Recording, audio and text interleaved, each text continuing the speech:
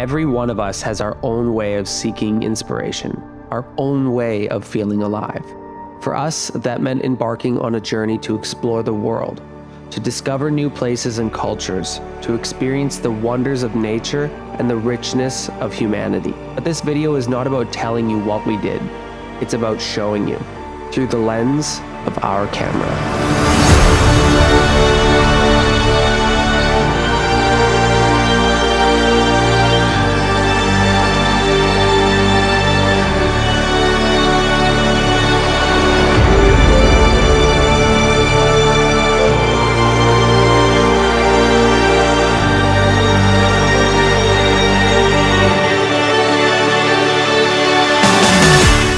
So for the last 3 months, my wife Megan and I had the privilege of traveling to some of the most amazing locations on Earth. We walked through the ancient streets in Athens and we swam with manta rays in the Maldives. We hiked to the top of a mountain in New Zealand and explored the coral reefs in Bali. We discovered that the world is not just like a place where you can see things, but you have to be able to go and experience them. And in doing that, we found that there was beauty in every part of the world. So really, the world is full of marvel, mystery, and adventure. Like, let's be honest here. It's vast, it's incredible, and we get to have the opportunity to call it our home. And yet so many of us never actually take the opportunity to explore it. You know, we get bogged down with the daily grind, consumed by other responsibilities, and we forget to live our lives. We forget that we have the opportunity to see the world and it's out there just wanting to be discovered. So we took that trip of a lifetime. We packed our bags, we left our worries behind, and we set on an adventure that really changed us forever. We traveled to far corners of the earth. We visited places we only had ever dreamed of going to, and most people only get to see them in a postcard. We had the opportunity to live in that postcard, and let me tell you, taking that once in a lifetime journey was worth it.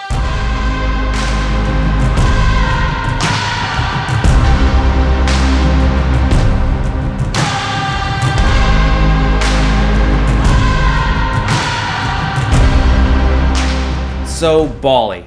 This place blew our socks off. We stayed in Canggu for 2 weeks, and then we stayed in the northern part in Chamonix for 2 weeks as well. We stayed there for a full month. It has the most crystal clear waters, the most lush green forest. It has monkeys. The food is affordable. The lodging is affordable. It's such an amazing place to visit, and you get a real culture shock if you're from the Western world.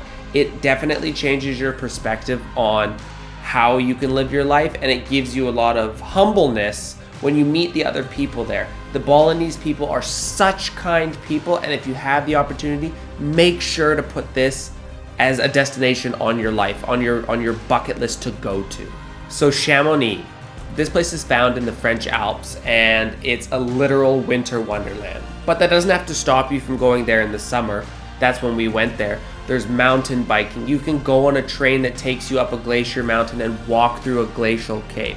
There's cafes. They love their pastries because it is France. This place has some incredible views with Mont Blanc that you can go to the literal almost tallest mountain in the world for viewing spectators, and the view is breathtaking. We stayed there for a week and we would have loved to have stayed longer, but we had other destinations that we wanted to get to. Chamonix is a place you seriously need to put on your bucket list. So we went through Athens, Milos, and Santorini, and our first place we actually stayed was Athens. Now, this is the capital of Greece itself. It's literally steeped in history and culture and is the ancient home of the iconic landmarks of the Acropolis, the Parthenon. It is amazing. There are so many museums there, so if you are a history lover, that is a place that you definitely want to visit. Now, for Milos, this place is a hidden gem. It was seriously the most amazing place, and we loved it out of all 3 destinations in Greece that we went to. It is a small town. There's a lot of amazing beaches that you can visit. The food is good. There's so many sailing yacht adventures that you can go on, and the place that we stayed at was breathtaking. The water was a little cold, but we made the best of it, and we rented a quad. That was like the highlight of that trip right there, because you could see it from a different perspective than being in a car. This place was wow. Now, Santorini, this is obviously the place of romance, those sunsets, the whitewashed walls, the blue domes. It has everything. It's exactly what you see on TV. It's exactly what you see in a postcard, and it lived up to its calling. We were able to see the most iconic sunsets in the world. The view that you get from being on the side of the mountain in the city looking into the ocean is breathtaking. The food is phenomenal, and the people there are a lot of shops that you can go down alleys and you can buy stuff. So there's lots of trinkets that you can get for the people back home when you come back from your trip. So the Maldives. I think this was honestly the highlight of our entire 3-month trip, because it is a literal paradise. We stayed at the Standard in the Maldives. It was an amazing opportunity of 7 days of just relaxation. That's the easiest word to use. We had to take a float plane to get there and then another boat to get there. But once you're there, the island is not big, but it is serenity at most. The food, the swimming with the manta rays, the coral reefs, everything is amazing there. Hand and foot people serve on you, and it's such an experience that you will never ever forget. Having the opportunity to have a villa with a pool on it overlooking the ocean, and we went dolphin adventuring. This place had it all. 7 days went by really fast. If you get the opportunity, go to the Maldives. You won't regret it. So we went to Australia, and we actually went to Melbourne, and it's the city that honestly offers something for everybody. It's vibrant art scenes, it's exploring buzzing nights, the indulging in food, world-class culinary food. Melbourne really, it has it all. We had the opportunity to go to many plays. We went to the Great Ocean Road, which was breathtaking, let me tell you that. In a video, in a photo, doesn't do justice. Seeing it in person, you have to go there. It blew our bloody socks off. There's the Queen Victoria Market. It's a huge market, probably one of the biggest in the world from what I've been told. Everything about Melbourne screams enjoyment, relaxation, adventure, all compiled into one. It's another place on your bucket list. Put it down to go.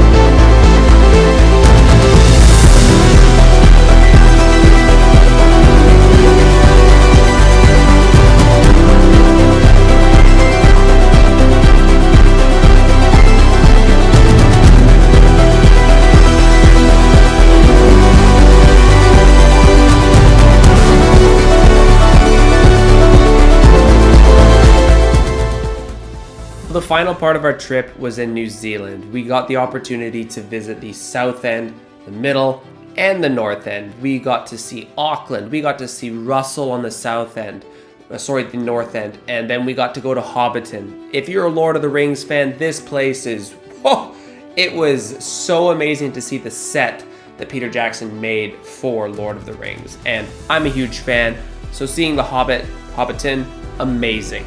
Then we went down to Queenstown for the last 10 days of our trip, and if you're an adrenaline junkie, this is where you go. There's skydiving, whitewater rafting, the jet boat, there's bungee jumping, there's e-bikes, there is literally everything that can get your heart racing. We had the opportunity to do many of those activities.